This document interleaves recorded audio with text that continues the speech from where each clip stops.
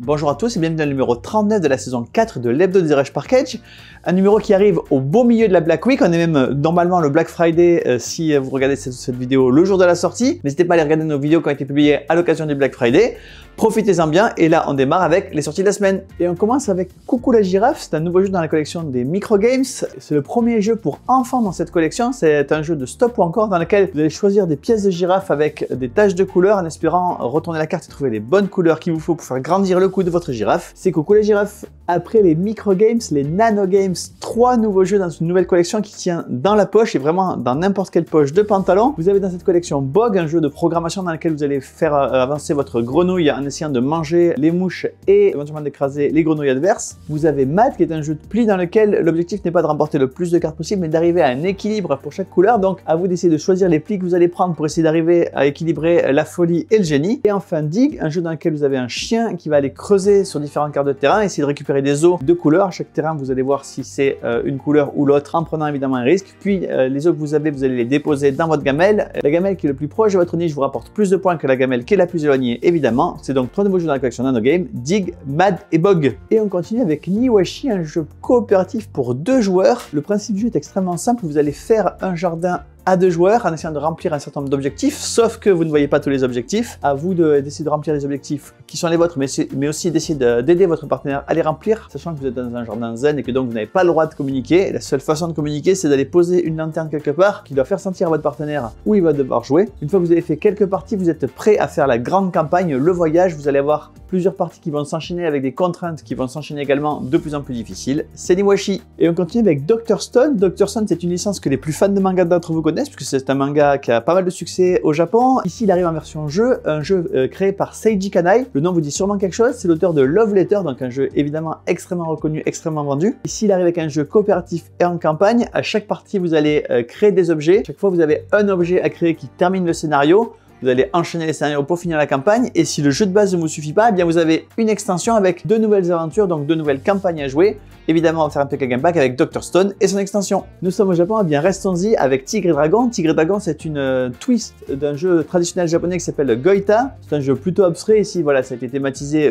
Kung Fu, donc avec 2 joueurs qui vont s'opposer. C'est un jeu de défausse dans lequel vous allez devoir vous débarrasser de vos tuiles le plus rapidement possible. Quand un joueur n'a plus de tuiles, eh bien il marque des points. Le premier arrivé à 10 points remporte la partie, c'est Tigre et Dragon. Encore un jeu japonais, c'est décidément un thème de la semaine avec Nobi-Nobi. Nobi-Nobi, c'est une initiation au jeu de rôle. Pour les novices, et évidemment au Japon, novice, ça s'est transformé en Nobi. 2 boîtes dans cette collection, une boîte qui s'appelle Épée, qui est destinée plutôt aux joueurs qui veulent jouer des guerriers, des barbares, ou en tout cas des utilisateurs d'armes blanches. Et puis une version magie pour évidemment les mages, les enchanteurs, les druides, etc., etc. Le fonctionnement est sensiblement le même. À chaque tour, il y a un nouveau maître de jeu. 2 phases, une phase plus narrative et une phase plus technique de combat. Dans les 2 cas, c'est vraiment un jeu pour les novices qui veulent s'initier au jeu de rôle et développer leur imagination. Évidemment, un PK Game Pack avec les 2 boîtes de Nobi-Nobi. Et on continue avec Pick Together, un jeu de dessin coopératif. Comment ça marche? Chaque joueur va se voir affecter une ou plusieurs ardoises, sauf un joueur qui va être le joueur qui devine ce qu'il y a sur le dessin. Les joueurs qui vont dessiner voient 2 cartes, une carte qui donne un personnage et une carte qui donne une situation. Ils vont dessiner sur leur ardoise une partie d'un dessin, ils vont regarder ensemble ce qu'ils peuvent faire pour faire un dessin global qui représente le personnage dans la situation. Ensuite, au bout de 2 minutes, on remet les ardoises ensemble. Le joueur qui doit deviner, il a également 2 minutes pour deviner et on va compter les points en fonction du nombre de cartes qu'on va réussir à deviner. C'est Pick Together. Et on continue avec Public Enemy Number 1, un jeu qui va vous amener au Far West dans lequel vous allez devoir créer un gang avec un système de draft assez original dans lequel il y a plusieurs pioches et vous allez choisir à chaque tour dans quelle pioche vous allez piocher en espérant récupérer des gangs complets. Évidemment, plus les gangs que vous récupérez sont forts et au plus vous marquez des points. C'est Public Enemy Number 1. Et on continue avec Time Division, un jeu qui va permettre à 2 joueurs de s'affronter sous 2 formats différents. Il y a un premier format où vous allez jouer seulement 1 heure et celui qui gagne l'heure gagne la partie. Et un autre format un peu plus long dans lequel vous allez jouer 3 heures. C'est le premier joueur à gagner 2 aires qui remporte la partie. Les aires qui sont dans la boîte, c'est l'Égypte antique, le Moyen-Âge et les années 80, donc à vous de choisir la période dans laquelle vous pouvez jouer. Dans les 3 cas, vous avez un système de draft de cartes dans lequel vous allez sélectionner une carte pour vous, une carte pour l'adversaire et une carte achetée. Et une fois que cette phase de draft est faite, il y a une phase de bataille, d'affrontement dans laquelle vous allez jouer les cartes au fur et à mesure afin de battre votre adversaire. Il y a évidemment des cartes avec des pouvoirs spéciaux qui vont se jouer différemment en fonction des aires. c'est Time Division. Et on continue avec le dernier jeu de Friedemann Friese qui s'appelle Filet of Fish. C'est un auteur qui est extrêmement reconnu et c'est souvent l'auteur préféré des auteurs parce que c'est un auteur extrêmement original, extrêmement novateur. Ici, il a une mécanique qui va révolutionner un peu les jeux de pli, dans lequel en réalité, on va jouer une première manche normale avec l'objectif de récupérer un maximum de cartes et de scorer les points en fonction des cartes qu'on a récupérées. Mais à partir de la deuxième manche, tout va changer puisque on va reprendre des cartes parmi les cartes qu'on a récupérées dans la manche précédente et si on n'a pas récupéré cette carte, on va aller en chercher dans un tas qui va s'améliorer au fur et à mesure de la partie. Quand un joueur a remporté plein de cartes à la première manche, il va y avoir des cartes de base, puis les joueurs qui n'ont plus assez de cartes vont récupérer des cartes plus hautes, des atouts plus forts, des cartes avec des pouvoirs spéciaux qui vont permettre de shipper des cartes à l'adversaire ou de changer les règles du jeu. Et on va comme ça enchaîner les manches jusqu'à arriver au bout de la partie avec ce jeu qui se rééquilibre quelque part un peu tout seul. C'est Filet of Fish. Et on continue avec Café de Fleurs. Café de Fleurs, c'est un jeu de Michael Kisling. Michael Kisling, il est surtout connu pour avoir fait Azul. Il a fait évidemment plein d'autres jeux, mais voilà, son jeu phare, c'est Azul. Et évidemment, beaucoup de gens ont parlé d'Azul quand ils ont vu ce jeu parce que c'est un jeu relativement familial avec un matériel extrêmement beau. Donc évidemment, ça fait beaucoup penser à Azul, mais les mécaniques sont extrêmement différentes. Il y a un système de cartes que vous allez pouvoir collecter et jouer pour construire un sol en marqueterie. Chaque case du sol a 4 inserts à mettre, donc 4 étapes pour être complété. Vous allez scorer sur l'étendue de votre plancher, mais également voilà, sur la qualité de ce que vous avez fait et le nombre d'étapes. Vous avez réussi les 4 étapes. Le matériel, je vous l'ai dit, est absolument magnifique. Le jeu est assez familial, voire un peu initié. C'est Café de Fleurs. Et on continue avec Aetheria 2, un nouveau jeu de François Bachelard, qui est l'auteur évidemment de Aetheria, mais aussi de pas mal d'autres jeux. Aetheria 2, ce n'est pas la suite du premier Aetheria, c'est un jeu qui n'a strictement rien à voir, mais qui raconte la genèse du monde d'Aetheria. Voilà pourquoi il s'appelle Aetheria 2. Donc vous êtes un dieu qui va créer le monde dans lequel vous allez placer les nains, les elfes, les humains et ainsi de suite, avec un principe très simple. À chaque tour, vous allez rajouter une tuile sur un plateau existant et vous allez avoir le droit de placer un jeton sur une des zones qui n'a pas encore été prise. Donc une fois que vous avez pris la zone, elle est imprenable et pour toujours, avec un système de points qui va changer en fonction du nombre de cases sur la tuile. Des cases sur lesquelles eh bien, plus vous en avez et plus vous marquez de points. Puis il y a des cases dans lesquelles plus vous en avez puis vous allez perdre des points à certains moments. Donc à vous d'essayer d'être un peu chafouin et de mettre des points négatifs sur vos adversaires. Et également quand vous arrivez à faire un carré de 2 par 2, eh bien, vous allez pouvoir mettre en place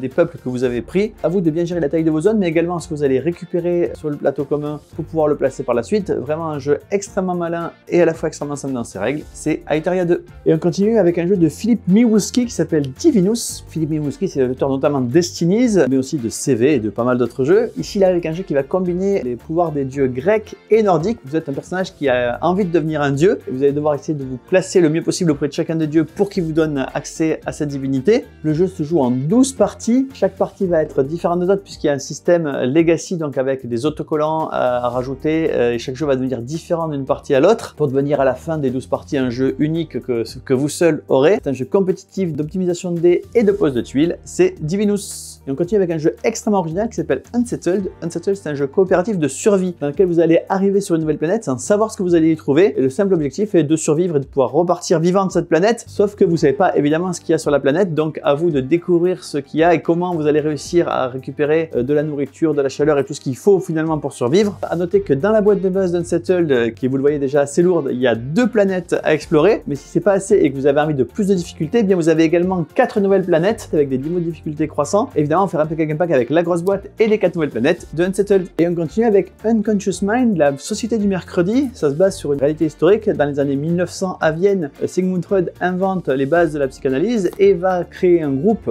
qui va appeler la société du mercredi, dans lequel ils vont se réunir pour discuter des fondements de la psychanalyse. Et bien c'est exactement ce que vous allez faire dans ce jeu. Vous allez créer des techniques psychanalytiques pour essayer de soigner les habitants de Vienne, sachant qu'à chaque tour, vous allez pouvoir utiliser les techniques que vous avez établies pour soigner des gens. Et au fur et à mesure que vous allez soigner les gens, bien, ils vont retourner vaquer à leurs occupations, ils vont libérer des espaces. Et donc vous allez libérer des espaces pour poser des nouveaux ouvriers, puisque c'est un jeu de poste d'ouvriers. Et donc les espaces que vous libérez sont libres pour tout le monde. Si Unconscious Mind, le jeu de base ne vous suit pas, et bien il y a une extension qui va rajouter des cauchemars, mais également des animaux domestiques qui vont venir vous aider à calmer les différents patients. Mon petit doigt m'a dit qu'Unconscious Mind sera pas loin de la sélection du Diamant d'Or. N'hésitez pas à vous intéresser si vous êtes un joueur expert, c'est Unconscious Mind et son extension. Et on continue avec La Cité d'Aria, qui est un livre dont vous êtes le héros, ou plutôt une BD dont vous êtes le héros, qui se passe, vous le voyez, dans le monde d'Aria, qui est le monde développé par le jeu de rôle, notamment par la série Game of Roll. Dans ce jeu, vous allez évidemment explorer cette cité qu'au début de la partie vous ne connaissez pas, c'est la Cité d'Aria. 5 nouvelles boîtes, mais aucun nouveau jeu, puisque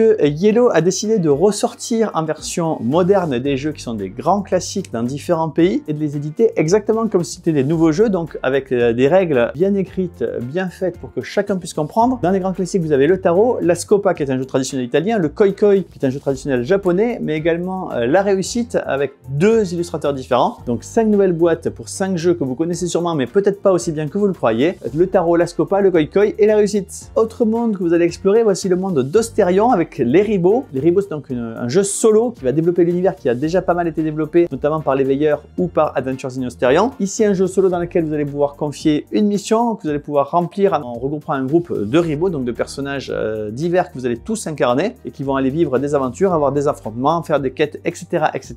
C'est les Ribos. Et on continue avec les petits alchimistes. Petit retour en arrière, en 2014 sortait Les Alchimistes, qui était un jeu qui était assez nouveau puisque c'était le premier jeu véritablement hybride. Il est aujourd'hui toujours extrêmement bien classé, il est 140e meilleur jeu de stratégie de tous les temps. Il est jugé parfois un peu complexe et c'est là qu'arrive Les Petits Alchimistes, qui est un jeu plus familial, voire à jouer avec des enfants, avec une difficulté progressive. Gros changement par rapport au jeu de base, c'est un jeu coopératif dans lequel vous allez devoir servir des potions alchimiques à différentes personnes, sachant qu'il y a un mode campagne dans le jeu, c'est-à-dire que vous allez commencer avec la partie avec un niveau extrêmement facile, puis au fur et à mesure que vous réussissez vos parties, vous allez ouvrir un nouveau matériel qui est dans la boîte, rajouter des niveaux de règles supplémentaires, jusqu'à arriver petit à petit à un niveau de jeu qui est assez proche du jeu des alchimistes tout en restant familial et jouable par des enfants à partir de 7 ans, c'est Les Petits Alchimistes. Et on continue avec Urbion, c'est la 2e édition d'Urbion, c'est un jeu qui se passe dans l'Universe. L'Universe, c'est le cadre de jeu de Shadi Torbey. Ce sont toujours des jeux solo ou coopératifs à 2 dans lequel vous allez devoir optimiser votre tirage. Ici dans Urbion, vous avez la boîte de base et 7 extensions inclus, donc à vous de décider si vous jouez au jeu tout simple ou si vous allez rajouter un ou plusieurs modules pour vous complexifier la vie. À noter que si vous avez toute la collection Univers, eh bien, il y aura un mode de jeu qui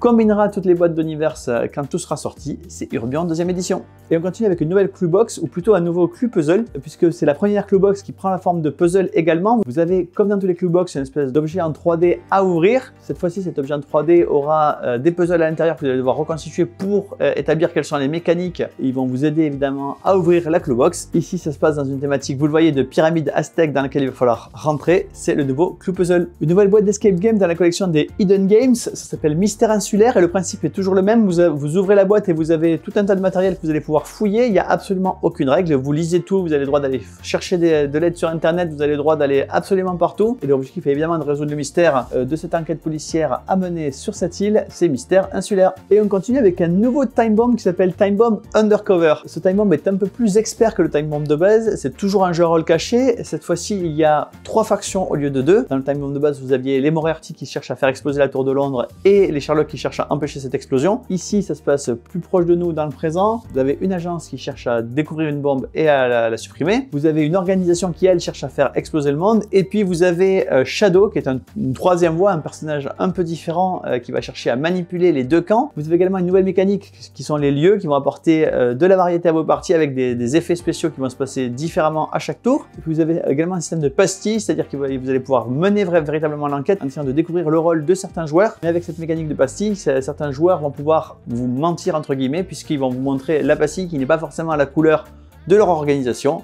C'est Time Bomb Undercover. On continue avec une nouvelle boîte pour Lâche pas la savonnette. Rien de nouveau dans cette boîte. Toutes les cartes qui sont dans cette boîte sont déjà dans les boîtes de base de Lâche pas la savonnette. Simplement, la boîte combine à la fois Lâche pas la savonnette et son extension Couloir de la mort dans une seule boîte. C'est Lâche pas la savonnette, la boîte XL. Et on continue avec Gangs of Tokyo. Ces 2 univers qui se rencontrent. Vous avez d'un côté Kyoto no Neko, qui est un jeu qui est sorti il n'y a pas longtemps, dans lequel vous incarniez des chats qui vivaient leurs meilleures aventures à Kyoto. Et un jeu qui s'appelait Danger 13, qui est un jeu de Rudiger Dorn. Rudiger Dorn, il a fait pas mal de choses. Il a fait Goa, il a fait Karuba, il a fait plein de jeux. Et donc ce Danger 13 qui a été rethématisé avec des chats à Kyoto. Le principe du jeu, lui, c'est toujours le même. Vous avez un système de grelots à collecter, sachant qu'à chaque tour, il y a un joueur actif qui va distribuer des cartes à tous les joueurs, une par une. Donc il tourne une carte, il la donne à tel ou tel joueur. Sachant que si un joueur dépasse les 13, eh bien, il est sorti du coup, comme au blackjack, et tous les joueurs qui sont survivants ce tour-ci vont pouvoir récupérer et scorer les grelots qui sont devant eux. Donc évidemment, un jeu de prise de risque, c'est Gangs of Kyoto. Et on continue avec une extension pour le Spiel des Jahres. Spiel des Jahres de cette année d'ailleurs, Sky Team, un jeu coopératif coopératif à 2 joueurs. L'extension s'appelle Turbulence. Tout le matériel de Turbulence rentre dans la boîte de SkyTeam. Ça va rajouter à vos parties 10 nouveaux aéroports avec 2 nouveaux modules évidemment, donc des nouveaux défis à remplir. Il y a également dans la pochette des jetons manchots pour quand vous allez chercher à atterrir sur les zones gelées, mais également de nouveaux pions interrupteurs parce que les éditeurs se sont rendus compte que c'était ce qui était le plus demandé. Les petits pions interrupteurs étaient parfois perdus par les joueurs. Eh bien, vous avez des pions interrupteurs de plus, donc ça vous permettra de continuer à jouer. C'est SkyTeam Turbulence. Et on continue avec un nouveau héros pour Marvel Champions qui s'appelle Magneto. Magneto, vous en doutez, il manipule tout ce qui est métallique et notamment il va pouvoir attirer chaque tour des nouvelles cartes magnétiques dans sa main depuis son deck. Donc un jeu qui va vous permettre d'aller tuto les cartes de votre deck. C'est Marvel Champions Magneto. Et on continue avec une nouvelle extension de Here to Slay qui s'appelle Cador et Cadeaux. Évidemment, la thématique de cette extension, ce sont les fêtes de fin d'année, les cadeaux de Noël. Donc vous allez avoir de nouveaux objectifs de cadeaux, de faire les bons cadeaux au bon moment et aux bons endroits. C'est Here to Slay, Cador et Cadeaux. Et on continue avec 2 extensions pour Aurora Arkham, 2 extensions qui n'apportent malheureusement pas de nouvelles aventures aux experts du jeu, puisque vous le savez, initialement Aurora Arkham c'était des campagnes qui étaient sorties en plusieurs temps, une boîte de base puis des extensions par scénario, avec à chaque fois des nouvelles cartes pour les personnages. Ici, on est revenu au format actuel d'Aurora Arkham, c'est-à-dire une boîte campagne et une boîte investigateur. La boîte campagne contient tous les scénarios de la campagne, et donc ils ont ressorti en boîte campagne les 2 premiers scénarios d'Aurora Arkham, c'est-à-dire l'héritage de Witch et la conspiration d'Innsmouth. Et bien voilà, le numéro 39 de la saison 4 de l'Hebdo Direct Package est terminé. Je profite qu'il me reste quelques secondes pour vous parler de l'annonce qui a été faite par Asmodée il y a peu.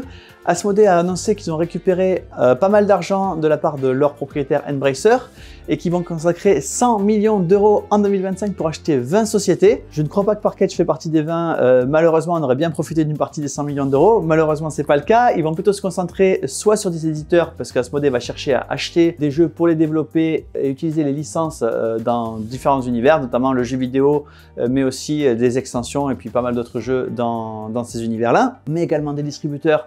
Et là, sur le coup, ça concerne assez peu la France, je pense, mais pour permettre de diffuser les jeux Asmodée dans le monde entier. Donc, préparez-vous à des grosses annonces, des rachats de studios et de licences par Asmodée en 2025. Mais moi, en tout cas, je vous donne rendez-vous la semaine prochaine pour les nouvelles sorties.